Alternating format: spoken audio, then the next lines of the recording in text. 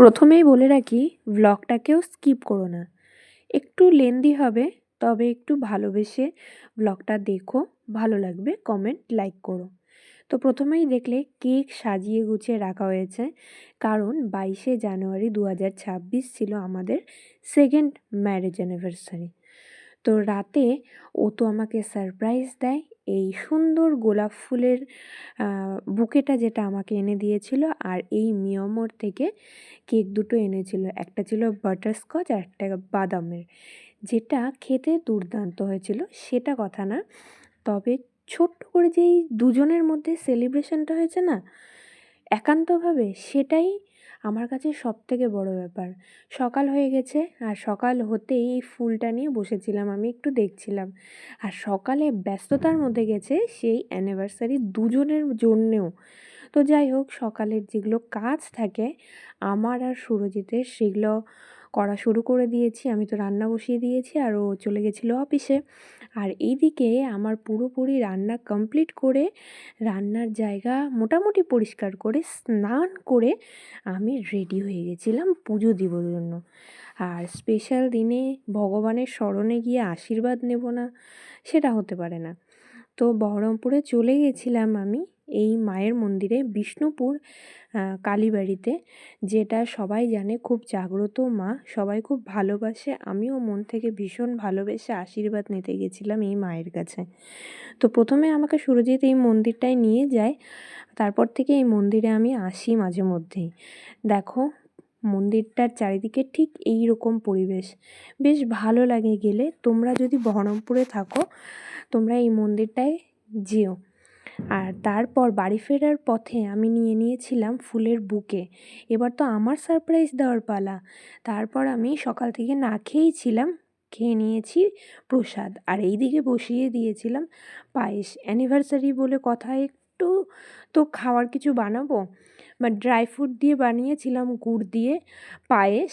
আর এই দিকে আলুর দম আর কড়াইশুঁটির কচুরি করব ভেবেছি।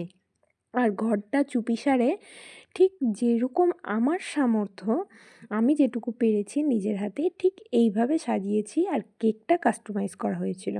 আর সন্ধে হয়ে গেছিলো যেহেতু, ও আসার আগে আমি রেডি হওয়ার চেষ্টা করছিলাম, তো তার মধ্যেও চলে আসে। আর ও এগুলো দেখে তো ভীষণ সারপ্রাইজ হয়ে যায়, ও এক্সপ্রেস করতে পারে না, তবে খুশি হয়েছিল। আর এই দিকে আমি লুচি ভাজছিলাম, মানে কড়াইশুঁটির কচুরি ভাজছিলাম, প্লেটটা সাজিয়ে নিয়েছিলাম। আর খেতে কিন্তু দুর্দান্ত ইয়ামি হয়েছে। তারপর ওকে আমি গিফট দিই, ও আমাকে গিফট দেয়, মানে ফুল এক্সচেঞ্জ করি, আমরা কেক কাটিং করি।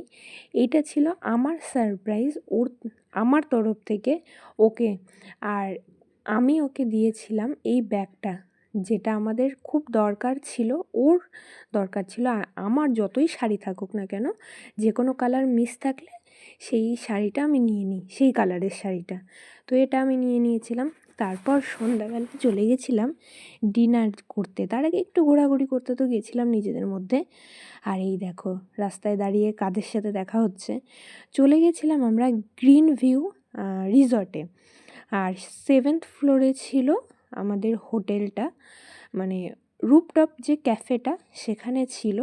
কারণ আমিও প্রথম গেছি ওই জায়গাটায়, বেশ ভালো জায়গা, রাত্রিবেলা বেশ ভালো লাগছে। তবে আমার মনে হয় দিনের বেলা গেলে আরও বেশি ভালো লাগবে। তো আমি তো এদিকে খাবার মেনু দেখছিলাম, বেশ ঠিকঠাক প্রাইস, আর এখানে বসে ভিডিও করছিলাম। আর অর্ডার দিয়ে দিয়েছিলাম আমাদের প্ল্যাটার।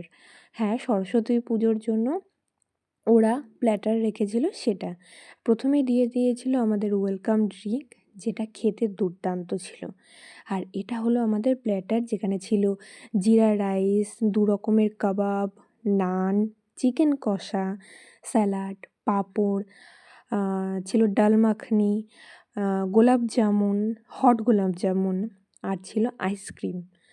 প্রত্যেকটা খাবার জাস্ট অসাধারণ, এক কথায় বলবো অসাধারণ।